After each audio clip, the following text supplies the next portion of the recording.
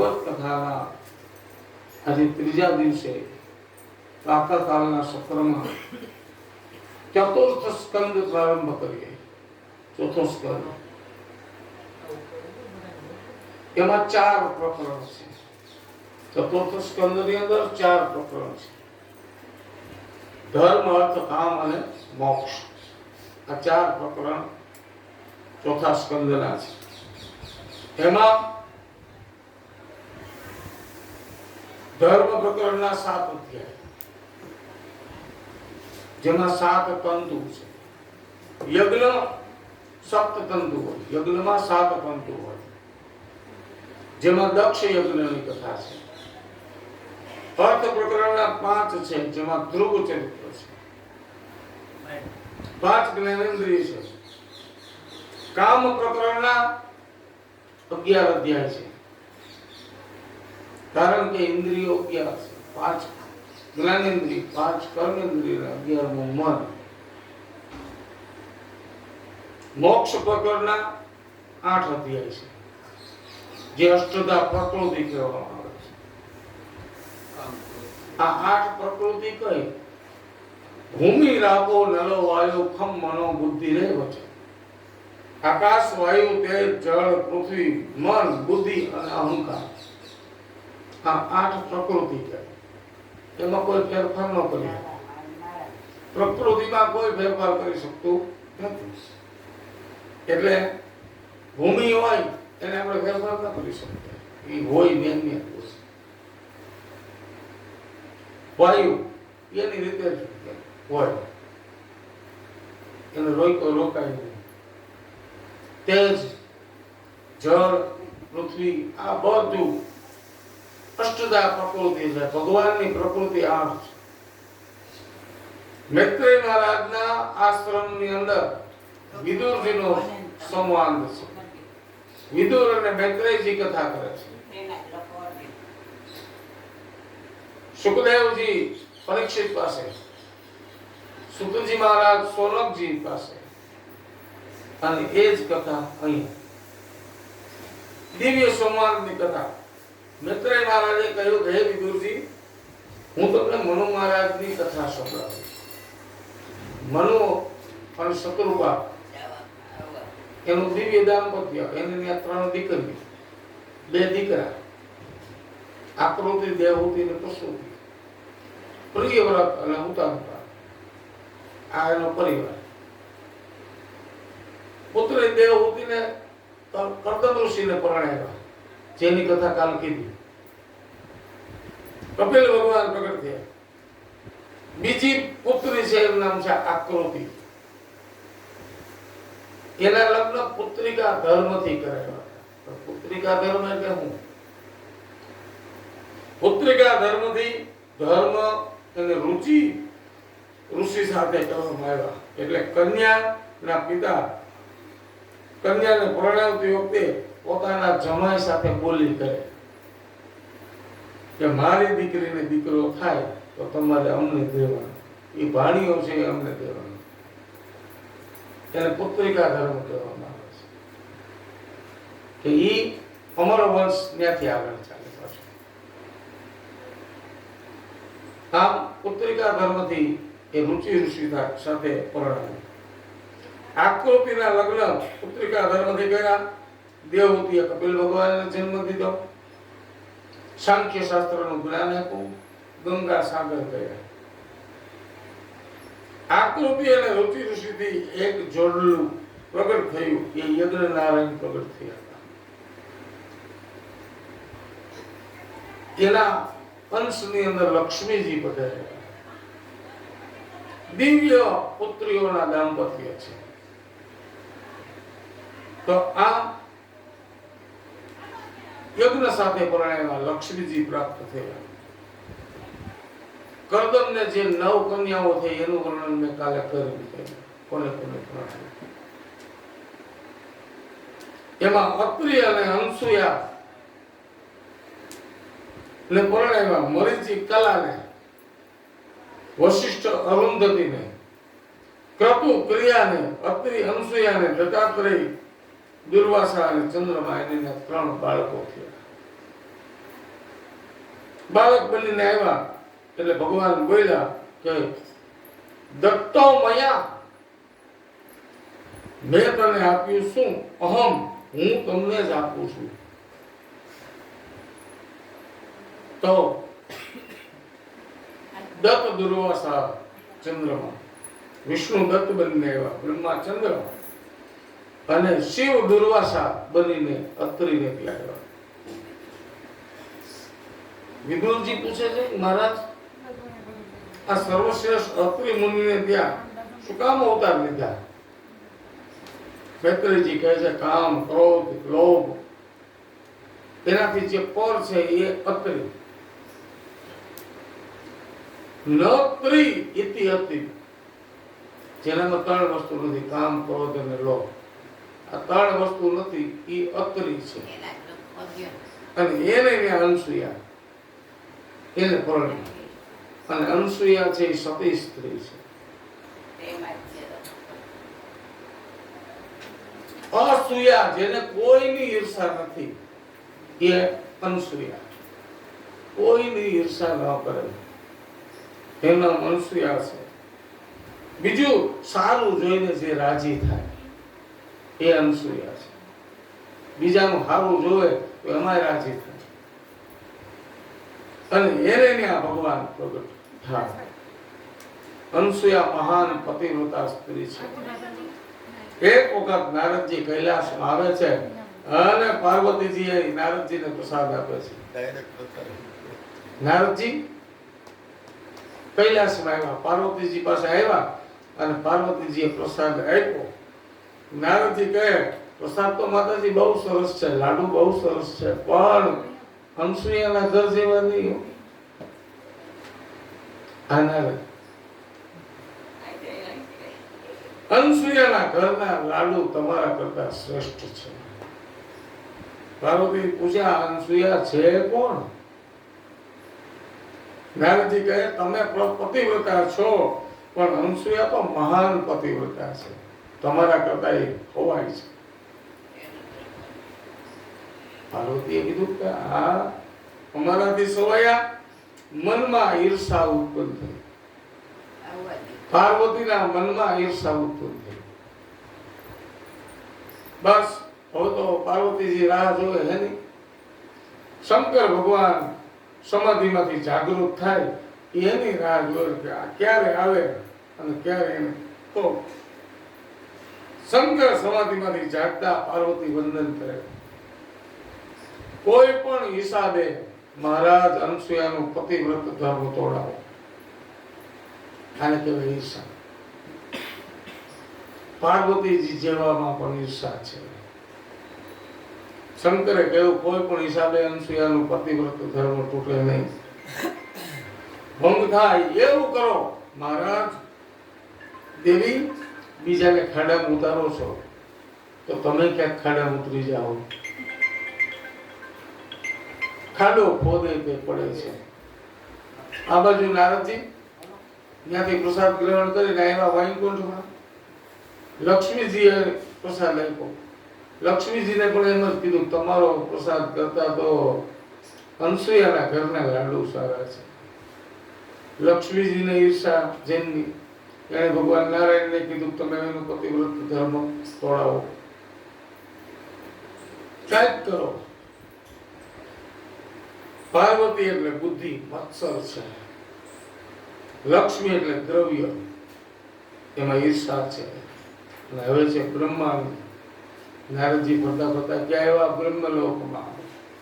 અને બ્રહ્માની પાસે આવ્યા અને ત્યાં પ્રસાદ ગ્રહણ કરી કીધું કે અનસુયા જેવો પ્રસાદ તમારા ઘરનો નહીં. આ રજોગુણી છે. બ્રહ્માણી છે એ રજોગુણી છે. ત્રણેય દેવીઓએ પોતપોતાના પતિઓને કીધું કે એનો પતિવ્રત ધર્મ ખંડિત થાય એવું કરો. પતિવ્રતામાં શક્તિ છે. સતી મદાલસા, સતી અનસુયા, સત્યવાન અને સાવિત્રી. સાવિત્રી પોતાના પતિનો જે પ્રાણ ગયો એનો પ્રાણ ધર્મરાજા પાસેથી પાછો લઈ આવ્યા. પણ એ સતીત્વ હોય તો થાય, એમને કાંઈ ન થાય. જે બીજા સાથે અસૂયા કરે એને કોઈ દિવસ શાંતિ મળતી નથી. હવે અહીંયા ત્રણેય લોકમાં અશાંતિ ઊભી થઈ. કૈલાસ, બ્રહ્મલોક, વૈકુંઠ, અશાંતિ ઊભી થઈ. એ ક્યાં કારણે? નારદ કહી ગયો એમાં. જે કોઈની અનસૂયા, પણ અનસૂયા નથી, કઈ છે જ નહીં. તો આવા અનસૂયા ની પાસે ત્રણેય દેવતાઓને કીધું કે જાઓ એનું ભંગ કરાવો. અને ત્રણેય દેવતાઓ આવે છે અને આવી અને અનસૂયાના દ્વારે અત્રિ ઋષિ જંગલમાં તપ કરે છે. અને તપ કરે છે અને એમાં અનસૂયાજીને ત્યાં ભગવાન ત્રણેય બાળકો આવ્યા. ભગવાન આવ્યા છે અને ભગવાનને કીધું ભિક્ષા આપો, ભિક્ષાંતિ. અનસૂયાજી થાળ ભરીને આલ્યો. અમે એમ ભિક્ષા ક્યાં લઈએ? તો તમે જ્યાં સુધી તમારા શરીર ઉપર વસ્ત્ર હોય ત્યાં સુધી અમે ભિક્ષા ન લઈએ. તમે અમને ભિક્ષા વસ્ત્ર રહિત આપો. માંગણી કરી. ભગવાનને તો ખાલી એનું સતીત્વ ખંડિત કરવાની ઈચ્છા હતી. એ આ દેવીઓના કહેવાથી. ભગવાન પાસે તો આવું કઈ હતું જ નહીં. દેવીને રાજી રાખવા માટે તો અનસૂયા પાસે આવે છે, માંગણી કરી. અને અનસૂયાજીએ આંખ બંધ કરી પોતાના પતિ ઋષિ અત્રિને મનોમન સંકેત કર્યો કે આ ત્રણ મારે આપણા આંગણે ભિક્ષાવૃત્તિ કરવા માટે આવ્યા છે અને દિગંબર થઈ અને ભિક્ષા આપવાની વાત કરે છે. હું કરું? એ વખતે કઈ ફોન નહોતા. આ સંકેત અહીંયા બેઠા બેઠા કોઈને તમે યાદ કરો. મનોચિકિત્સક એવું કહે છે કે જેને તમે બહુ યાદ કરો ને થોડો સમયમાં તમને મળે તો ખરા છે. તો મનથી અત્રિ ઋષિને કીધું કે આ છે. અત્રિ ઋષિ સમાધિમાં જાણી ગયા અને જાણીને કીધું દેવી એક કામ કરો, એની પર જળ છાંટી દો એટલે બાળક થઈ જશે. અને બાળક થઈ ગયા પછી એની સામે ભિક્ષા દેવામાં કોઈ વાંધો નહીં. ના એવા બાળક થઈ જાય એવું કરો. જળ હાથમાં લીધું. જો મારામાં પતિવ્રત ધર્મ હોય અને મેં મારી પતિની આજ્ઞા પ્રમાણે હું આની ઉપર જળ છાંટું અને જળ છાંટતા આ બાળક બની જાય અને એને હું ભિક્ષા આપું. આમ કહી જળ છાંટ્યું. નાના બાળકો બની ગયા. બ્રહ્મા, વિષ્ણુ, મહેશ ત્રણેય નાના નાના બાળકો થઈ ગયા. આમ પછી બાળકને ભિક્ષા દેવામાં કોઈ વાંધો નહીં. બાળકોને ભિક્ષા દીધા. ત્રણેય દેવીઓના આશ્રમમાં આ પ્રકારની પ્રતિક્રિયા અનુસાર અનસૂયા ના ઘરમાં હવે બાળકો રમે છે. હવે નાના બાળક છે એ ક્યાં છે? આ બધું દેવીઓને એમ થયું કે આ ભિક્ષા લેવા ગયા છે. અનસૂયાને દ્વારે ગયા. હજી કેમ નો આવ્યા? શું થયું હોય છે? ભલે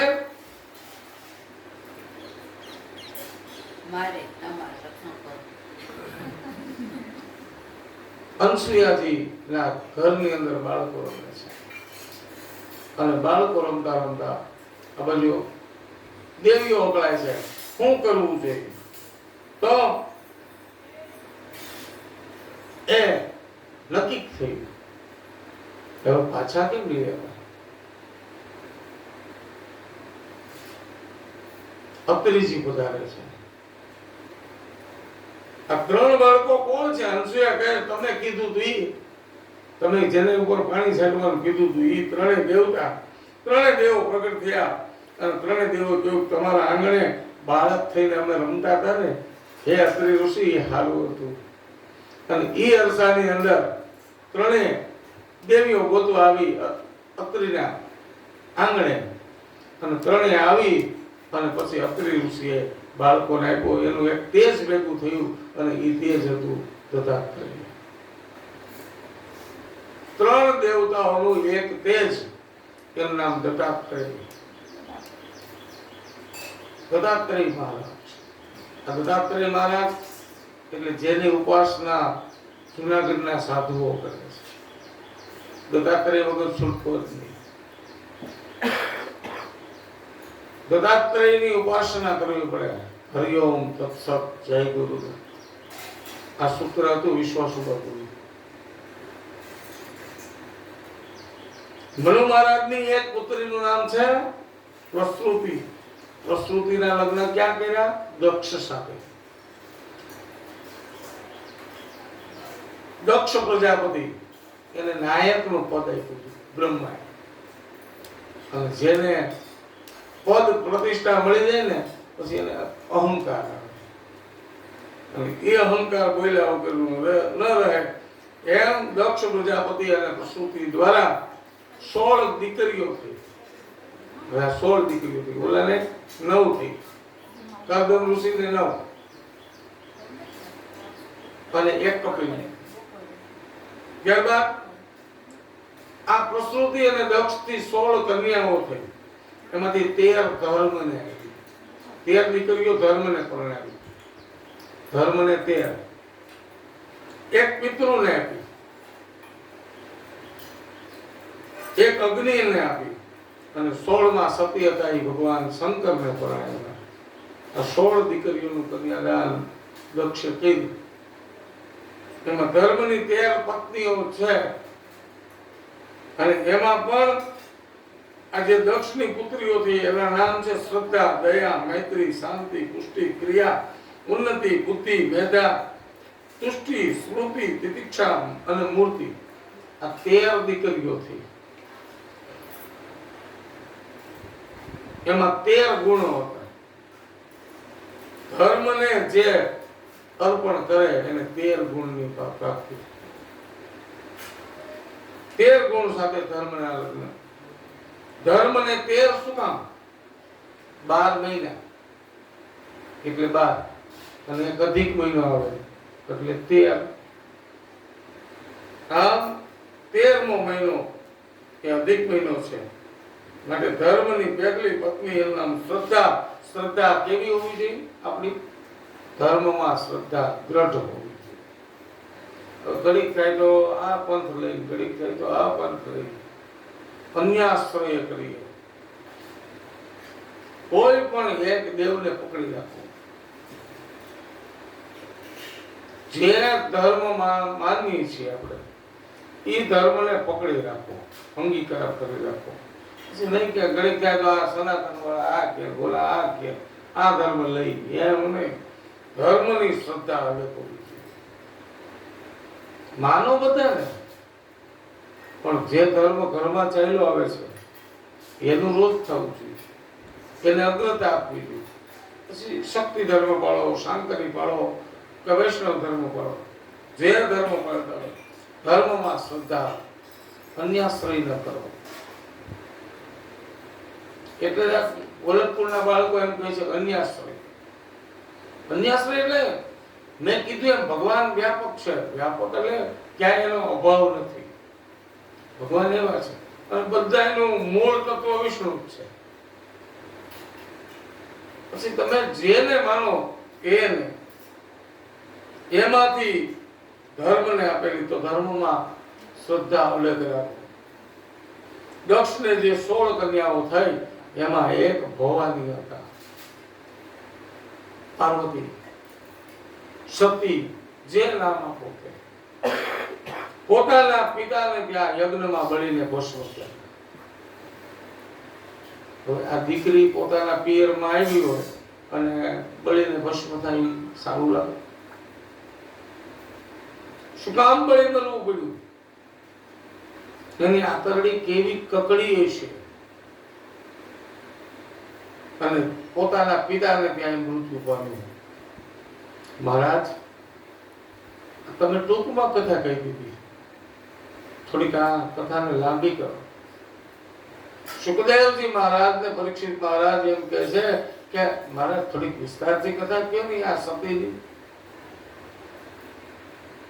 એ પરીક્ષિત તારે કે અન્ન ગ્રહણ કરવું છે, ફલાહાર કરવું છે? નહીં મહારાજ, તમે જે કથા સંભળાવો છો ને એનાથી મને તૃપ્તિ થાય છે. મૈત્રેય મહારાજ કથા સંભળાવે છે. એક વખત પ્રયાગરાજની અંદર મોટું બ્રહ્મ સત્ર થયું. થોડી વિસ્તારથી કથા થઈ. બ્રહ્માએ દક્ષને પ્રજાપતિ નાયક બનાવ્યા, બિરુદ આપ્યું નાયક. આ કથા બાલકાંડમાં છે. રામચરિતમાનસનો બાલકાંડ અને બાલકાંડમાં આ કથા છે. અને એમાં પણ મોટી પદવી મળે ને પછી અહંકાર આવે. કારણ કે પદવી મળ્યા પછી શું થાય? નહીં કોવું અસય જન્મા જગમાહી. એવો કોઈ નથી જન્મો કે જેને નહીં કોવું અસય જન્મા જગમાહી. પ્રભુતા પાઈ જાહી મદ માહી.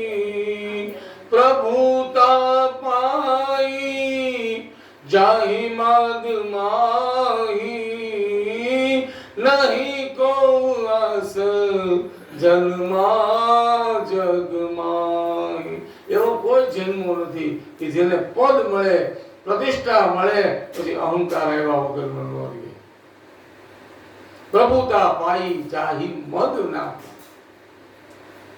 મોટાઈ મેળવ્યા પછી અહંકાર ન આવે એવો કોઈ જન્મ્યો નથી. અહંકાર બહુ ખતરનાક છે. દક્ષને નાયક પદ મળ્યું છે. એ તો કદાચ આ વ્યાસપીઠ ઉપર બેહે ને એને અહંકાર આવે, અને નીચે બેઠા હોય ને એને અહંકાર આવે. અમે એટલું સારી રીતે સાંભળીએ છીએ, સારી રીતે સાંભળીએ છીએ, સારી રીતે ધૂન બોલીએ છીએ, સારી રીતે અહીંથી કથા કહું છું. મારી જેવી કોઈ કથા નથી કહેતું. આપણે અહંકાર છે. અથવા તો કાંઈ આપણે જાણતા હોય એનો અહંકાર હોય. ઉપર બેસે એને અહંકાર હોય છે અને નીચે બેસે એને અહંકાર હોય છે. પણ ક્યારેક આપણો અહંકાર છે ને નમ્રતાના કપડા પહેરીને આવ્યો. નમ્રતાના કપડા પહેરીને આવે અહંકાર. એટલે તો બાકી તો અહંકાર તો બધાને હોય. બેસનાર કહે અમને તો કાંઈ નહીં, આ તો તમે અહીંયા ઊંચી ગાદી કરીને બેહાડી દીધો ને હું અહીંયા ઊંચું બેઠો. બાકી તો હું તો આસન નાખી દઉં. આ અહંકાર. ગમે ત્યાં બેસાડો, આ નમ્રતા છે. નમ્રતાના કપડા પહેરીને અહંકાર આવે. મને અહંકાર આવે જ નહીં. આમ બોલવું એ અહંકાર છે. મને આવે જ નહીં તો છે એની પ્રતીતિ થઈ ગઈ ને. ત્રણ બધાને અહંકાર. અહંકાર સદગુણોનું ભક્ષણ કરે છે. આપણો અહંકાર છે ને એ આપણામાં સદગુણ હોય એનું ભક્ષણ કરી જાય છે. એટલે જ પ્રભુતા પાઈ જાહી મદ ના. બસ બ્રહ્માએ બ્રહ્મસત્ર કર્યું, નાયક પદ દક્ષને આપ્યું. બધા દેવી દેવતાઓ આવ્યા. એમાં વિષ્ણુ ભગવાનની અનુપસ્થિતિ છે. વિષ્ણુ ભગવાન નથી આવ્યા. અને જ્યાં વિષ્ણુ ન આવે ત્યાં ન જવાય. વિષ્ણુની ગેરહાજરી સૂચવે છે. વિષ્ણુ એટલે વ્યાપક. વિષ્ણુનો અર્થ જ વ્યાપક થાય છે. એટલે જ આપણે લગ્ન સંસ્કાર કરીએ ને એમાં વરરાજાને વિષ્ણુ તરીકે પૂજા કરવામાં આવે છે. અને એને ત્યારે કહેવામાં આવે છે કે હે વરરાજા, તમે વિષ્ણુ ભગવાનનું સ્વરૂપ છો. ઇદમ વિષ્ણુ વિચક્રમે ત્રેદા નિદધે પદમ સમુદ્રશિમા હું સુરેશ સ્વાહા. હે વિષ્ણુ ભગવાનના સ્વરૂપ, અમે તમને અમારી દીકરી લક્ષ્મી સ્વરૂપા છે એને અર્પણ કરીએ છીએ. તમે વિષ્ણુ એટલે વ્યાપક છો, કોઈને સંકુચિત માણસથી જોતા નથી. વરરાજાને કહેવામાં આવે તમે વ્યાપક છો, બધાને સંકુચિત માનસથી ન જોતા પણ વ્યાપક દ્રષ્ટિથી જોજો. વિષ્ણુ એટલે વ્યાપક. અને અહીંયા જેટલા મળ્યા ને બધા કોઈ વ્યાપક દ્રષ્ટિ વાળા નહોતા. સભામાં વ્યાપક દ્રષ્ટિ ન હોય ત્યાં બધા ટૂંકા ટૂંકા હોય. સંકુચિત દ્રષ્ટિ વાળા જ્યાં ભેગા થાય ત્યાં ડખો થાય. એ સભામાં ઝઘડો થાય. કોઈ સભામાં મીટિંગમાં કોઈ સારા માણસો ન હોય તો ત્યાં ડખો થાય. તુંડે તુંડે મતિર ભિન્ના બધું આપણને મળે છે. પણ અનુપસ્થિતિ વિષ્ણુ ભગવાનની એમાં સંકીર્ણતા વાળા બધા છે અને એમાં પણ હું પદ વાળા બધા છે. અમે કાંઈક છીએ. મેં થા તો પ્રભુ નહીં અને અબ પ્રભુ હે તો મેં નહીં. પ્રેમ ગલી આપી સાકરી તામે જેવું ન સમાયું. એટલે મેને ફેલાવો. જો એની મસ્તી કેવી હોય? મસ્તી તો ક્યાં લઈ જાય આપણે. એટલે જ પૂજ્ય નારાયણ બાપુ બોલતા कि मुझे मेरी मस्ती कहाँ लेके आई, जहाँ मेरी अपने सिवा कुछ नहीं, मुझे मेरी मस्ती कहाँ लेके आई. क्या लेने આ હું સંકીર્ણતા માં સંઘર્ષ ઉત્પન્ન થાય. પદ તો ઘણા મોટા હોય પણ એક નક્કી કર્યું છે બહુ પદ બોલવાનું. બંને ત્યાં સુધી શ્લોક બોલ્યો. સંકીર્ણતામાં સંઘર્ષ ઉત્પન્ન થાય અને એમાં બધા આવ્યા અને બ્રહ્મા એ બધાને આશીર્વાદ આપ્યા. પછી દક્ષ પ્રજાપતિએ સભા પર દ્રષ્ટિ એમાં દક્ષ પધાર્યા અને પધાર્યા આવીને જોયું અને માણસો કોકની ટેવ હોય કોણ કોણ ઊભું થયું. આચાર્ય પધાર્યા વલ્લભ પૂર્ણિમા તો આવે એટલે આપણે સાવધાન અને બધા ઊભા થઈ ગયા. પછી એમાંથી કેટલા ઊભા થયા છે ને એની સામે ન જોયું પણ કેટલા બેઠા રહ્યા આપણે ઈ જોઈએ. આપણો સ્વભાવ આવો છે પણ આચાર્ય તો બહુ મોટા હૃદય વાળા છે. તો બેઠેલા હોય ને તો એને આશીર્વાદ આપતા જાય. આપણા આચાર્ય એવા છે કે જે આપણે બેઠા હોય ને તો આશીર્વાદ દે અને સાવધાન કરી ઊભા થઈ ગયા હોય આદર આપ્યો હોય તો એને આશીર્વાદ મળે, ન આપ્યો હોય એને આશીર્વાદ દે. તો દક્ષ પધાર્યા, બધા ઊભા થઈને અભિવાદન કર્યું. બ્રહ્મા બેઠા હતા. બ્રહ્માને પગે લાગ્યા દક્ષ કારણ કે એ તો પિતામહ છે. બાકી બધા ઊભા થઈ ગયા. એક શંકર નો ઊભા થયા અને એટલું જ જોયું આટલા બધા ઊભા થયા. શંકર તો ધ્યાનસ્થ હતા. તો ધ્યાનમાં હતા. એને ખબર નથી દક્ષ ક્યારે આવે. ન ઊભા થયા. દક્ષને ગુસ્સો ચડ્યો, ખૂબ ગુસ્સો થયો. અને એમાં ગુસ્સો બહુ ખરાબ છે. ક્રોધ એ પાપનો મૂળ છે.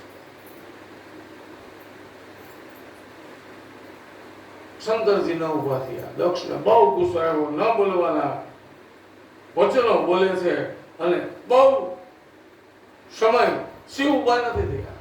બહુ ગુસ્સો થાય.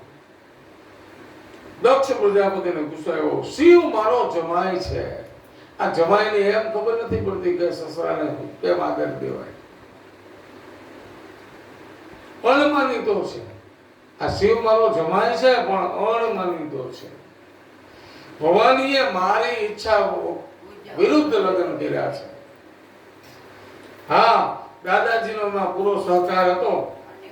એમાં પાછા શિવ ઉભા ન રહ્યા. સસરાને ખીજ ચડી અને ફરી સભામાં શિવનું અપમાન કર્યું છે, નિંદા કરી.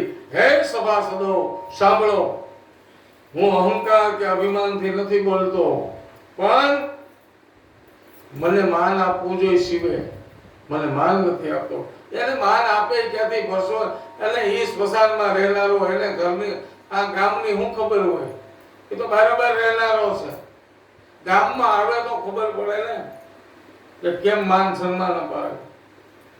ભૂત પ્રેત પિશાચોની હારે રહેનારો હોય એને શું ખબર પડે કે માન કેમ અપાવે? આખા શરીરે ભસ્મ જોડે છે. સ્મશાનમાં રહેવું પિતામહ બ્રહ્માના કહેવાથી મેં મારી દીકરીને એને પરણાવી. પોતાના પિતા બ્રહ્માની પણ આલોચના કરી, શિવજીની નિંદા કરી. શિવજીને નિંદા કે સ્તુતિ કાંઈ છે જ નહીં. ભગવાન છે ને મહાદેવ, એને કાંઈ નિંદા કોઈ નથી. સ્તુતિ કોઈ કરે તો ઠીક, કોઈ નિંદા કરે તો ઠીક. દક્ષે શંકરની નિંદા કરી, શિવ કાંઈ બોલ્યા નહીં. પણ શિવજીની બાજુમાં બેઠેલા એના ગણથી નો રહેવા, બાજુમાં બેઠા ને એને મજા આવતી. હે દક્ષ પ્રજાપતિ, સંભાળીને બોલ. જેમ તેમ બોલીશ નહીં. ભગવાનને તને માનવનું મુખ આપ્યું છે તો શંકરની સ્તુતિ કર, શંકરની નિંદા કરીમાં. શિવજીની સ્તુતિ કર. તું સ્તુતિ ન કરી શકે તો કાંઈ વાંધો નહીં, પણ શિવજીની નિંદા તો કરીમાં. માટે તું માનવ મુખને લાયક નથી. તને બહુ અભિમાન આવ્યું છે. મેં કર્યા કરશો બકરાની જેમ. તો જાઉં તને સાપ આપું છું કે તું મેં કરવા વાળો બોકડો થઈ જા. તને બોકડાનું માથું આવે. આ બધા મહાપુરુષો બેઠા છે. તમે કોઈ દક્ષને અટકાવ્યો નહીં. સભા હાલતી હોય અને એમાં કોઈ નિંદા કરતું હોય, ત્યાં તો ત્યાંથી વયું છે. ત્યાં તો એને અટકાવવો નહીં. ભાઈ બોલમાં, જે કાંઈ છે એ અમારું છે, તું બોલમાં, એને અટકાવી દેવાય. અને કાં ન અટકાવી શકીએ આપણી એવી તે પણ ન હોય તો ત્યાંથી નીકળી જવું. બાકી નિંદા થતી હોય ત્યાં ઊભું ન રહેવું. સંતોની નિંદા થતી હોય, શાસ્ત્રોની નિંદા થતી હોય, કોઈ પણ જગ્યાએ નિંદા થતી હોય, એમાં પાપને આપણે સહભાગી થઈએ છીએ. જો ઊભા રહી અથવા તો ન અટકાવીએ તો. તમારામાં તાકાત હોય તો એને થપાટ મારીને ઊભો રાખી દે. નિંદા કરીશ બંધ કર, નહીં તો કાન ઉપર આંગળી મૂકી દે. ન જઈ શકો તો નિંદા સાંભળવી નહીં, કાન ઉપર આંગળી મૂકી દે. આપણે સૌ દોષી છીએ. ઘટના કરી અને એમાં બધા દોષી હતા. નિંદા સાંભળવા વાળા બધા દોષી. સાપ આપ્યો એમ તો જા તેને બકરાનું મોઢું થઈ જાય. પ્રભુ એ શિવના ગણોને સામો સાપ આપ્યો. એકબીજા હામહામા સાપ આપે છે. તડામાર થઈ ગઈ, વાતાવરણ સંઘર્ષમય થઈ ગયું, વિવાદાસ્પદ થઈ ગયું, વિખવાદ વાળું થઈ ગયું. શિવને આ ગમ્યું નહીં અને પોતાના ગણોને લઈ શિવજી નીકળી ગયા. આ ઘટના ઘટી. બહુ લાંબો સમય સુધી સસરા અને જમાઈ વચ્ચે બન્યું નહીં. શિવજીને કોઈ દ્વેષ નહોતો, પણ એક પક્ષે દક્ષ દ્વેષ વાળો. દક્ષને હવે અપમાન કરવું છે, હું કરું. બહુ સમય વીતો પછી દ્વેષમાં પડતા દક્ષે એક યજ્ઞનો આરંભ કરાયો. બધાને આમંત્રણ આપ્યું. ગંગાને કિનારે, હરિદ્વાર, એમાં કંખલમાં જાઓ તમે. દક્ષનું સતી જ્યાં યોગાગ્નિમાં બળીને ભસ્મ થયા, એ બધું કંખલમાં છે. તો કંખલમાં યજ્ઞ પ્રારંભ થયો. બધાને આમંત્રણ આપ્યું. બધા દેવી દેવતાઓને આમંત્રણ આપ્યું, પણ એક શિવને આમંત્રણ ના આપ્યું. અને જ્યાં સુધી શિવને આમંત્રણ ના આપો ને ત્યાં સુધી યજ્ઞ પૂરો ન થાય. તમે રોજ પૂજા કરો છો, ભગવાન મહાદેવની પૂજા છેલ્લી, ગણપતિની પૂજા પહેલી હોય, મહાદેવની પૂજા છેલ્લી હોય. કારણ કે એનું સમગ્રત્વ પૂજાય છે. ભગવાન મહાદેવ પૂજાય, ભગવાનનો સર્પ પૂજાય, ભગવાનનો નંદી પૂજાય, ભગવાનનો કાચબો પૂજાય, પાર્વતીજી પૂજાય, ગણેશજી પૂજાય, કાર્તિકેય પૂજાય, સમગ્રત્વ પૂજાય. અરે એના દીકરા, ગણપતિના દીકરા, એના દીકરા, આ બધા પૂજાય. લક્ષ, લાભ, યશ, કીર્તિ, એની પત્નીઓ પણ પૂજાય. રિદ્ધિ, સિદ્ધિ, લક્ષ, લાભ બધા પૂજાય. સમગ્રત્વ જેનું પૂજાય છે. અને એ જવા દો, એનો સિંહ, પાર્વતીનો સિંહ પણ પૂજાય. એટલે ભગવાન મહાદેવ બધા દેવ છે. આ મહાદેવ છે. અને મહાદેવ એટલે વીવીઆઈપી દેવ, જેવો તેવો નહીં, વીવીઆઈપી. તો આપણે એમ કે આમ એક લોટો પાણી ચડાવી દો, થોડી ભસ્મ ચડાવી દો, દિલ્હીનું પાન ચડાવી દો, ધતુરાનું ફૂલ ચડાવી દો. એ તો ભગવાન તો રત્ન કલ્પિત મહાસનમ હિમજલે સ્નાનમ ચ દિવ્યાંબર, આવો ભગવાન છે. બધાને આમંત્રણ આપ્યું, ભગવાન મહાદેવને આમંત્રણ ના આપ્યું. પણ ઘણી વખત એવું જ થતું હોય કે આપણે કોકની યાર બનતું ન હોય ને, આપણા પરિવારમાં બનતું ન હોય, પછી એ લોકો આમંત્રણ આપે, પણ ક્યાં? પાડોશમાં આમંત્રણ આપે. આપણને ગંગોત્રી નહોતી, પાડોશમાં. પાડોશી પાછા એવા જ હોય, એ આમ ગંગોત્રી લઈને આવે. તમે જવાના છો ને, એટલે અમે નથી જવાના, એટલે તને ગંગોત્રી દીધી છે. નહીં તો તારો ત્યાં કોક હોય. બધાને આમંત્રણ આપ્યું, પણ એક ભોળાનાથને આમંત્રણ નથી. બધાને દેવતાઓએ શું કર્યું? જો દેવતાઓમાં આ છે, આપણામાં છે એવું નથી. દેવતાઓ કૈલાસ પર્વત ઉપરથી વિમાન લઈને જાય બધે, અને વિમાનની હાઈટ નીચી રાખે, એટલે એમાં બેઠેલા બધા દેખાય. પાર્વતીજી જોવે, ઓ આ તો એક વિમાન ગયું, બીજું ગયું, ઇન્દ્રનું ગયું, વરુણનું ગયું, બધા વિમાનો ક્યાં જાય છે કાંઈ ખબર નહીં.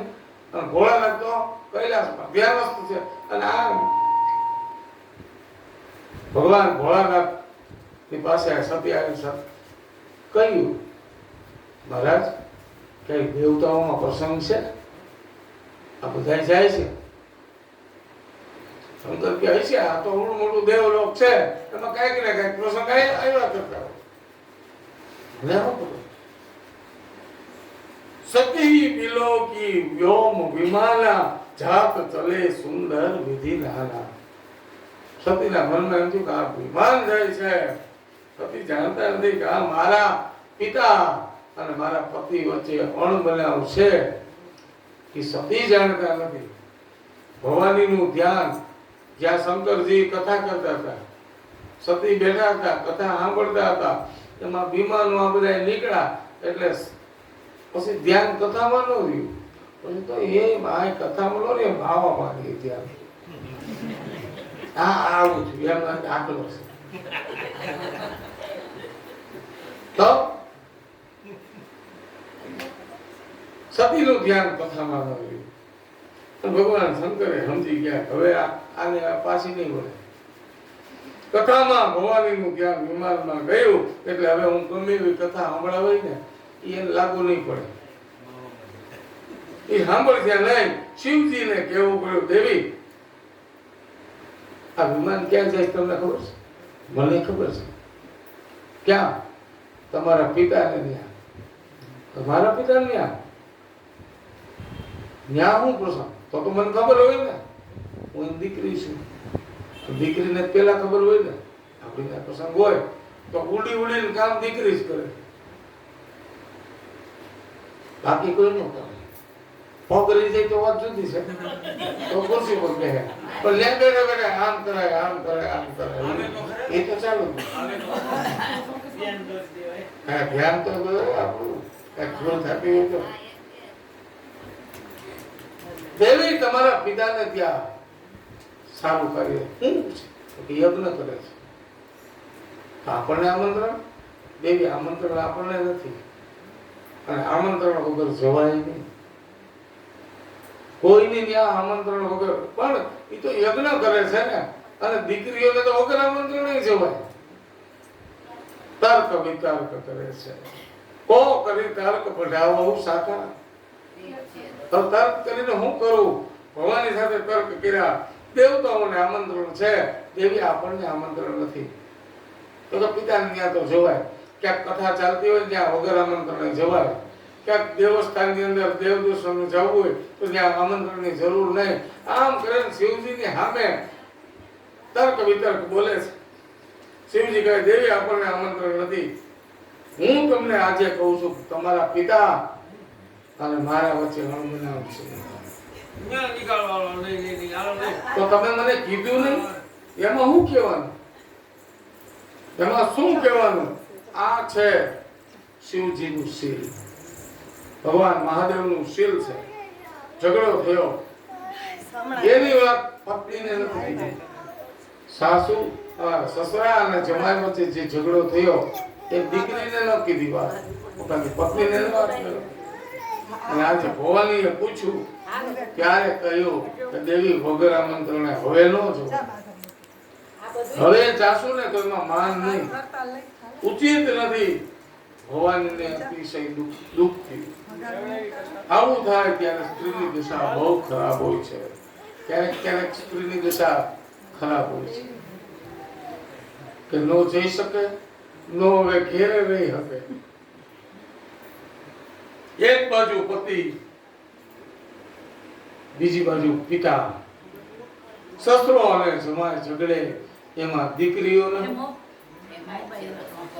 હોળી વચ્ચે હોપારી થાય એવું દીકરીને થાય.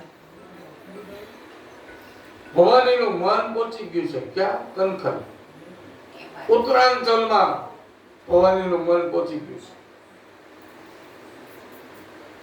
પિતાને ત્યાં થોડી વાર બહાર જાય, થોડી વાર અંદર આવે, કથા સાંભળે નહીં. અને ભવાની આમથી આમ કૈલાસ માટા મારે, વિમાનો સામે જોવે, પણ હવે શિવજીને થયો હવે આ અહીંયા નહીં દે. તરત શિવજી પૂછે, દેવી તમારે જવું છે? મારે તો જવું છે, પણ તમે કયો તો જાઓ. તમારા પિતાને ત્યાં જવા માટે તૈયાર થયા. દેવી હું તમને વ્યવસ્થા કરી દઉં, થોડાક ગણને આપું, નંદી, શૃંગી, ભૃંગી આ બધાને મોકલું, તમે તમારા પિતાને ત્યાં જાઓ.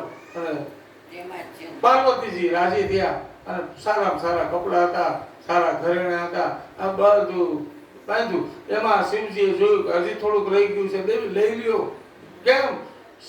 સતી જાણતા નથી કે એ હવે પાછા નથી આવવાના. ભગવાન મહાદેવ જાણે છે આ એક વખત જાય છે ને હવે પાછા નહીં આવે. કોઈ કે એક નદીને પૂછ્યું તું કે તું આમ ક્યાં સુધી વહેહા કરીશ? તો કે જ્યાં સુધી સમુદ્ર ખારો છે ને એ મીઠો ન થાય ને ત્યાં સુધી હું સમુદ્રને મળીશ.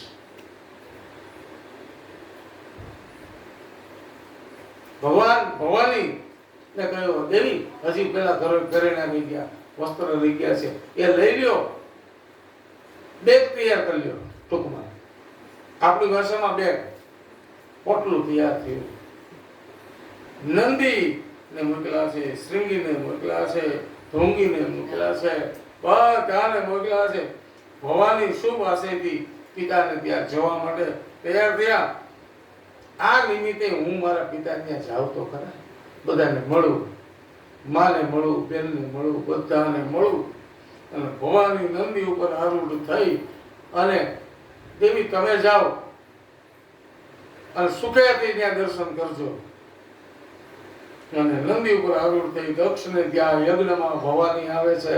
અને ભવાની આવ્યા એટલે શું કહ્યું કે પિતા ભવન જબ ગઈ ભવાની. પિતાને ત્યાં ગઈ ભવાની તો શું થયું? દક્ષ ત્રાસ,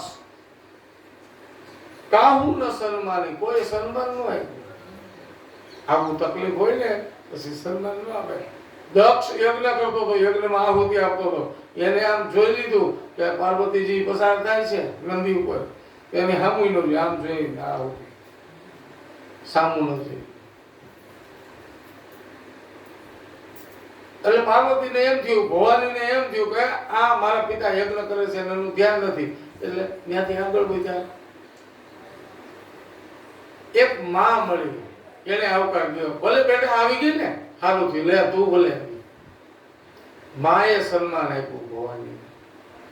બાકી બેન મળી ને, બેનું એને એમ કીધું કે આને આમંત્રણ નથી તોય આવી છું, આમ કીધું. ભગીની મિલી બહુત મુસ્કાતા. બેનો મળી એ દાંત કાઢીને વ્યંગમાં બોલતી ગઈ, આને આમંત્રણ નથી. દક્ષના ભયને કારણે દીકરીને કોઈ સન્માન ન આપ્યું. પણ માં એક સાદર અને એવા માનો બચાવ શાસ્ત્રકારે કર્યો કે માએ એને સન્માન આપ્યું.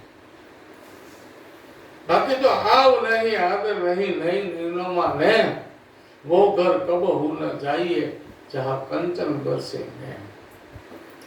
કોનાનો વરસાદ થાય ને તો ત્યાં ન જોવાય. ક્યાં? તો કે જ્યાં આવકાર ન મળતો હોય ત્યાં ન જોવાય, આદર ન મળતો હોય, જ્યાં આંખમાં પ્રેમ ટપકતો ન હોય ત્યાં ન જોવાય. કોઈ દિવસ ન જોવાય. આમ કોઈ આવકારો ન આપ્યો, પણ માનો બચાવ શાસ્ત્રકારે કર્યો. માથી મોટું કોઈ નહીં, નહીં જગદીશ કે નહીં જગત આધાર, કોઈ નથી માથી મોટું.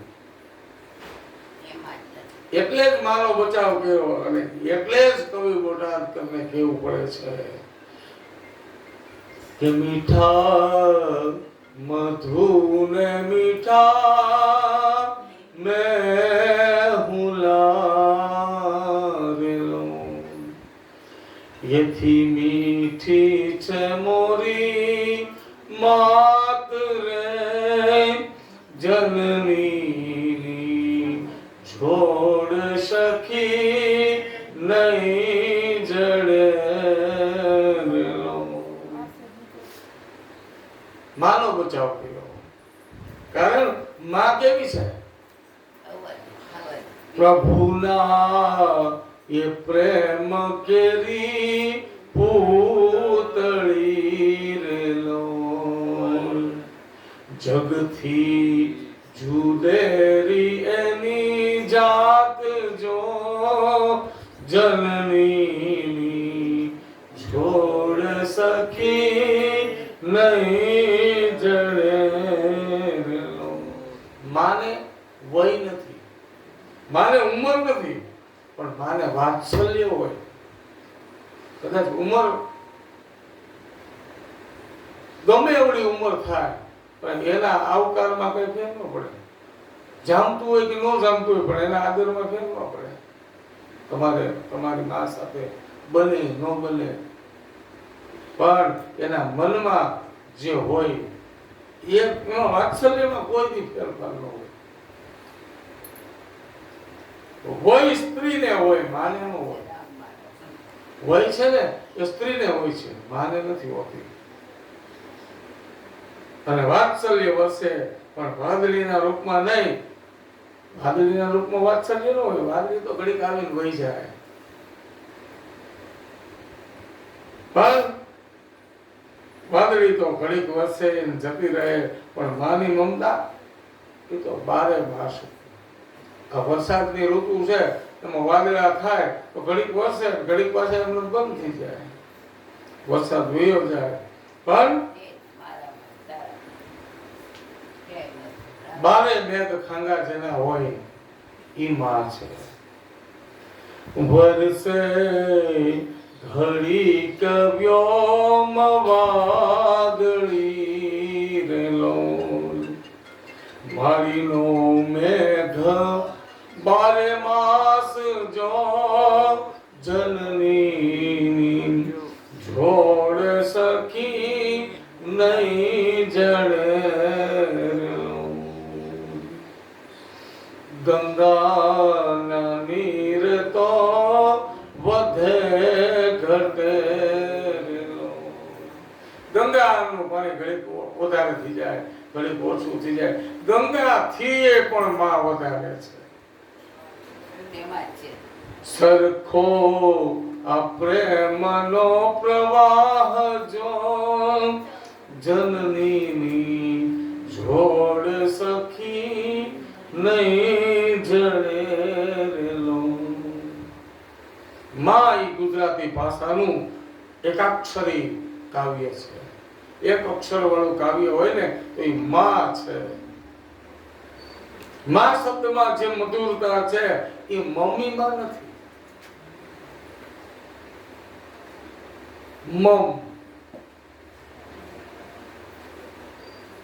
માં કહેતા આત્મા આહ્લાદક થાય, પણ ઈ જ માને મધર કહેતા અધર પણ શરમાય.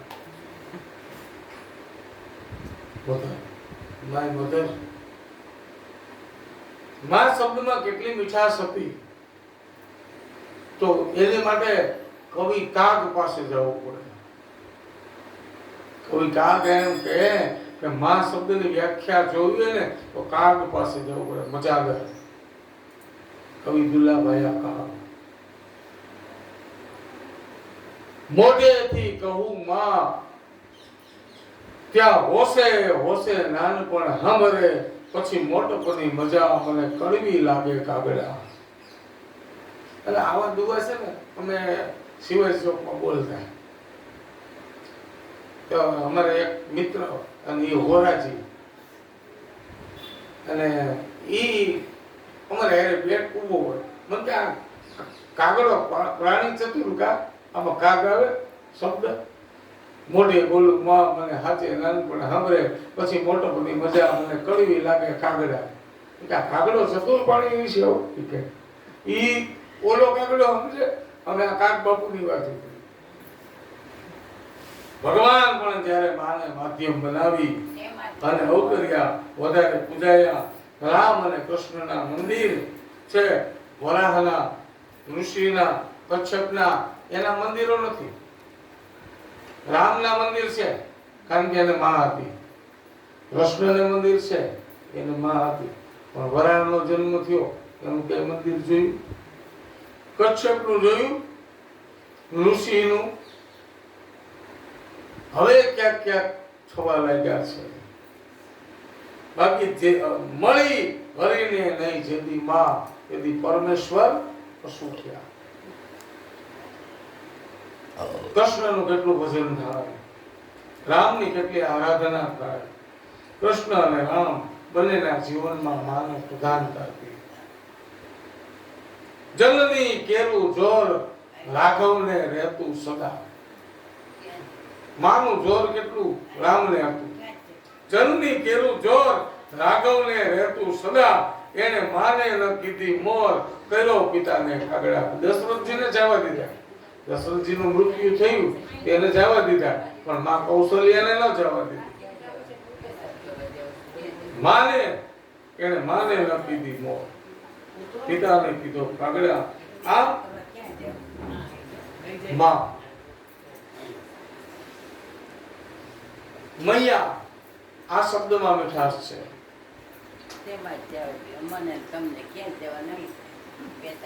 આત્મ તત્વ. બાકી તો કવિવાર બધા માના વિશે ઘણું લખાણું છે. પ્રાત કાલ ઉઠી કે રઘુનાથા, અને માત પિતા ગુરુ નાવહી માતા. રામજી જ્યારે ઉઠતા ત્યારે પ્રાત કાલ સવારમાં ઉઠી અને શું કરતા? સીધું પોતાના મા બાપને પગે લાગતા, નિત્ય પગે લાગે. પાર્વતીજી ભવાની સતી એમણે શાસ્ત્રકારે માનો બચાવ કર્યો. કારણ કે ભૂલો ભલે બીજું બધું, મા બાપને ભૂલશો નહીં. અગણિત છે ઉપકાર એના, એ વિસરશો નહીં. લાખો કમાતા હો ભલે. આ મા બાપ છે. આપણે કદાચ ગમે એવા છોકરાઓ ગમે એવું કરી, પણ ઈ એનાથી પર છે.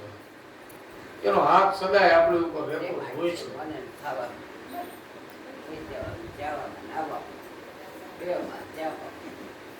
ભવાનીને કોઈ આવકાર ન આપ્યો, માએ આવકાર આપ્યો. બાપને ઘરે દીકરી અડખામણી જ હોય હંમેશા. એમાં જ છે. ભવાની એક વાત સમજી ગયા કે મારા પતિએ જે વાત કરી હતી ને બરાબર છે. મારા પિતાએ મારા પતિનું અપમાન કરવા માટે આ યજ્ઞ કર્યો છે અને મારા તો માટે લાવ જઈ અને યજ્ઞ મંડપમાં જાઓ. મારા પતિને સ્થાન આપ્યું છે કે નહીં?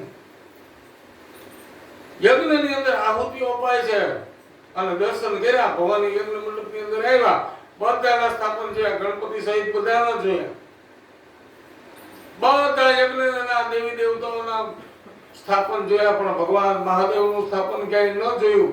દીકરી બધું સહન કરી જાય પણ પોતાના પતિનું અપમાન ક્યારેય ન સહન કરી શકે. એમાંય પોતાના પિતાને ન્યાય. દીકરી બધું સહન કરે પણ પોતાના પતિનું અપમાન ક્યારેય સહન નથી કરી શકતી. અને દીકરી શું કર્યું કે સુન હું સભાસદ સકલ મુનિંદા કહી સુની જીન શંકર નિંદા. શાસ્ત્ર વિધિ અનુસાર રુદ્ર સ્થાપન હોવું જોઈએ. યજ્ઞ કરવો હોય તો રુદ્રનું સ્થાપન હોવું જોઈએ. પણ આ તો દ્વેષ કરવા માટેનો યજ્ઞ છે એટલે ભગવાન મહાદેવનું સ્થાપન નથી. અને સાચી આર્ય નારી એ છે જે પોતાના પતિનું અપમાન સહન ન કરી શકે. અને ભવાનીએ તુરત જ યજ્ઞ મંડપની અંદર બધા સભાસદોને સંભળાવતા કહ્યું કે સુન હું સભાસદ સકલ મુનિંદા કહી સુની જીન શંકર નિંદા. હે સભાસદો સાંભળો કે જેણે જેણે શંકરની નિંદા કરી છે ને એણે એનો ઘોર અપરાધ કર્યો છે.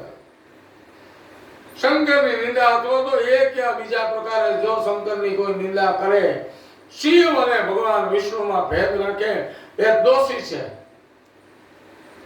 સર્વ શિવ નિંદાનું ફળ તરત જ મળે. ભવાનીના મુખમાંથી શબ્દ નીકળી ગયા, આ મારો પિતા દક્ષ શિવદ્રોહી છે અને હું એની દીકરી કહેવાઉં છું ને એ મને પણ હવે નથી ગમતું. દેવોના દેવ મહાદેવનો મહિમા ન જાણનારો આ મારો પિતા, હવે મારે મારા ઘરે નથી જવું. શું કરવું કે હવે આ સભાસદો સાંભળો, તમને તરત જ ફળ મળશે. આ યજ્ઞનું ફળ હવે વિપરીત મળશે. અને ભવાનીએ પદ્માસન લગાડ્યું. પદ્માસન લગાવી અને પોતાના જમણા અંગૂઠામાંથી યોગાગ્નિ પ્રગટ કર્યો.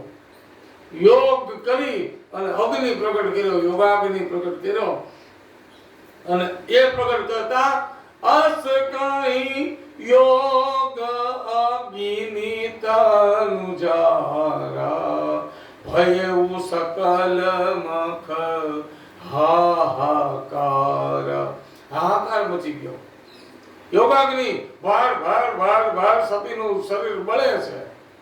અને ત્યાં તો યજ્ઞ મંડપમાં હાહાકાર થઈ ગયો. હે દક્ષ, જે ઠીક નથી કર્યું, તારી દીકરીએ અહીં શરીરને બળીને ભસ્મ કર્યું.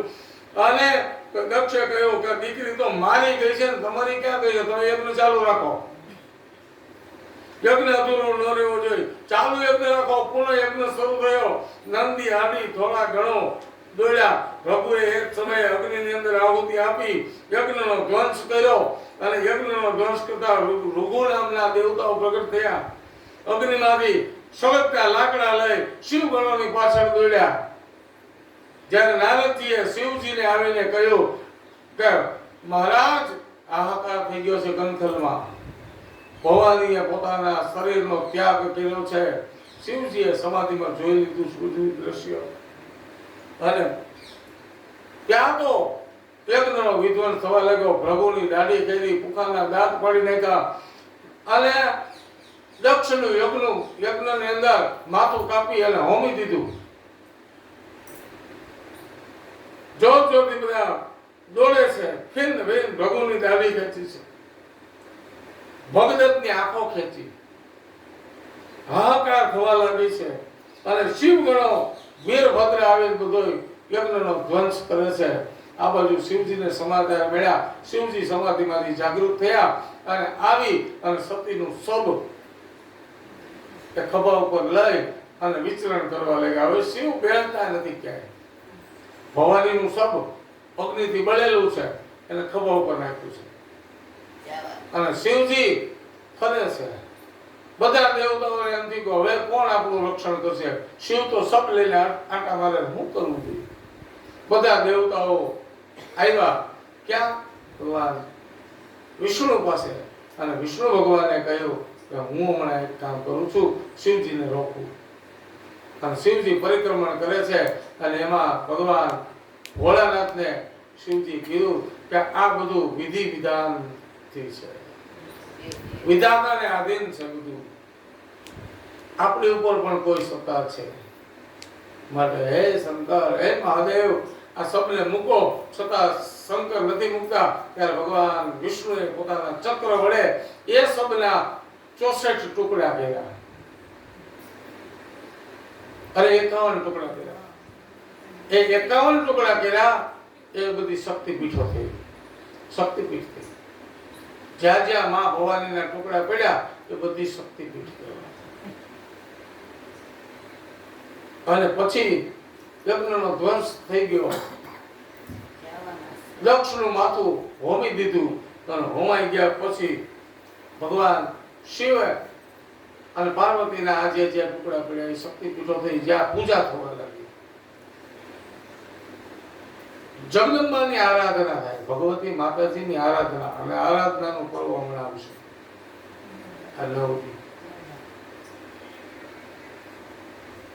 અને એવા માં હું ન કરી શકું. જગદંબાની આરાધના કરો. અને હું થોડો છે ને પક્ષપાતી છું. મને માતાજીનું ક્યાંક તો આવી જાય ચાલુ કરે ને, આમાં ન હોય તો એ લઈ લો. જગદંબાની આરાધનાની વસ્તુ આવી જોઈએ. એટલે